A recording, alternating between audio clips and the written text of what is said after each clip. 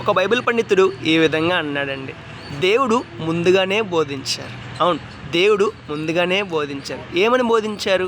మానవుడు ఎలా మాట్లాడాలి, ఎలా జీవించాలి, ఎలా ప్రవర్తించాలి, ఎటువంటి నిర్ణయం తీసుకోవాలి, ఎటువంటి భక్తిని కలిగి ఉండాలి, ఏ విధమైన జీవితాన్ని జీవించాలి, ఈ లోకంలో అన్ని వయస్సును బట్టి ఏ విధంగా జీవించాలి, వీటన్నిటి గురించి దేవుడు స్పష్టంగా మాట్లాడారు. వీటన్నిటి గురించి దేవుడు స్పష్టంగా తెలియచేశారు. వీటన్నిటి గురించి దేవుడు స్పష్టంగా బోధించారండి.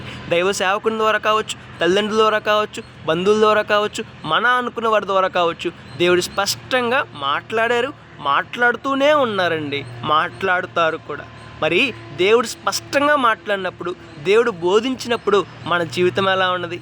ఎలా మాట్లాడుతున్నాం, ఎలా జీవిస్తున్నాం, ఎలా ప్రవర్తిస్తున్నాం, ఎటువంటి నిర్ణయాలు తీసుకుంటున్నాం, ఎటువంటి భక్తి జీవితాన్ని కలిగి ఉంటున్నాం, ఏ విధంగా ఈ లోకంలో జీవిస్తున్నాం, మన యొక్క వయస్సును బట్టి మనం ఎటువంటి జీవితాన్ని జీవిస్తున్నాం ఒకసారి ఆలోచన చేద్దామండి.